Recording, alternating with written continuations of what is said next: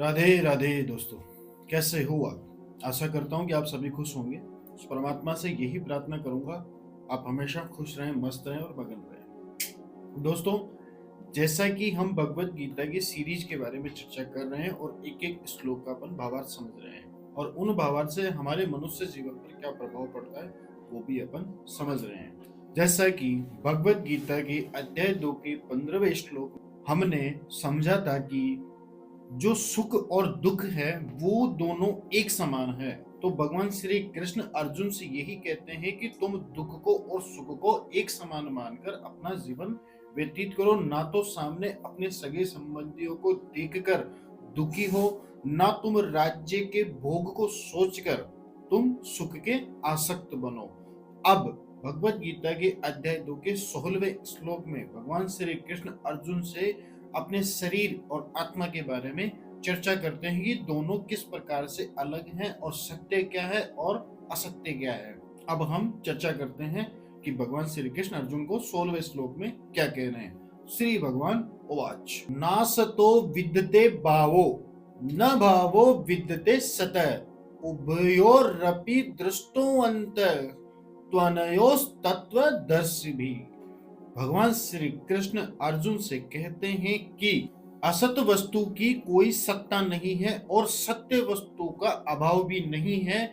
यह चीज जो कि दृष्टाओं ने, संत महात्माओं ने ये चीज देखी है कि दोनों चीजें अलग अलग है। सत्य हमेशा विद्यमान रहता है और जो असत्य है वो धीरे धीरे क्षण क्षण भर मिटता चला जाता है।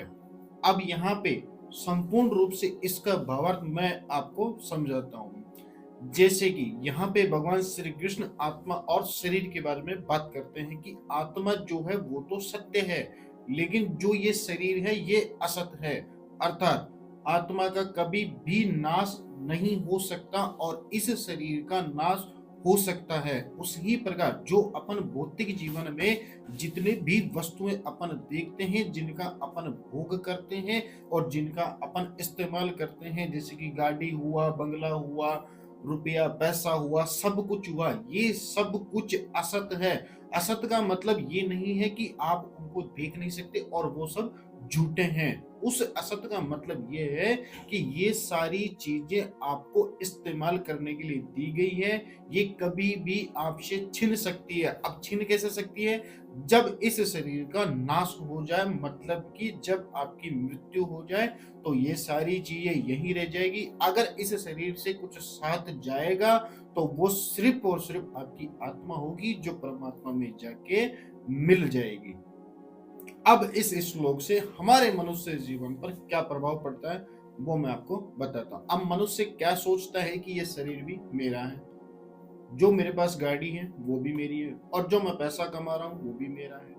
मैं जिस जिस चीज का इस्तेमाल कर रहा हूँ, जिस जिस चीज का उपभोग कर रहा हूँ वो सब कुछ मेरी है, ऐसा लोगों का मानना है।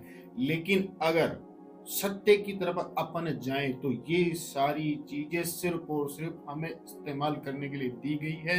ये शरीर जो हमें मिला है वो पूर्व जन्मों के कर्मों के अनुसार इस जन्म में अच्छे कर्म करने के लिए मिला है, ना कि इन सब वस्तुओं के पीछे, भोगों के पीछे भागने के लिए हमें मिला है। अब एक छोटा सा उदाहरण है सत्य और असत्य के बीच का उदाहरण।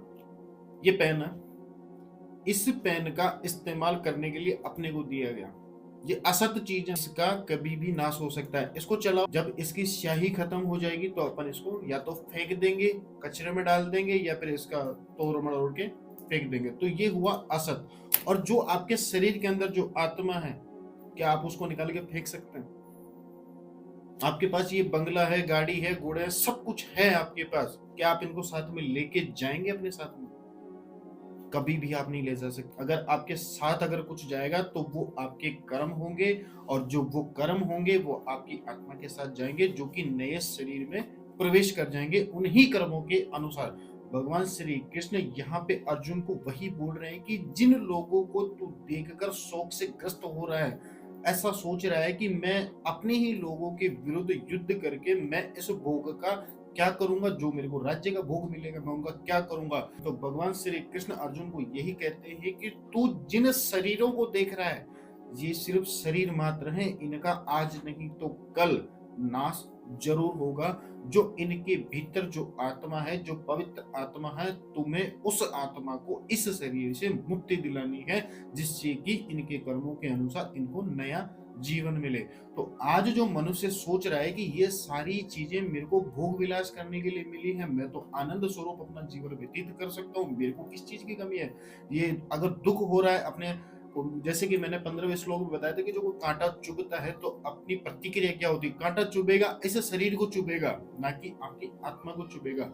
ये जो कांटा चुभ रहा है आपके शरीर में, तो दुख आपके शरीर को होगा, ना कि आपकी आत्मा को होगा। तो इस शरीर को अपना मानना ही सबसे बड़ा झूठ है, ऐसा भगवत गीता में भगवान श्री कृष्ण अर्जुन से कहते हैं। ये शरीर अपना है ही नहीं, आप इस शरीर को साथ में नहीं ले जा सकते।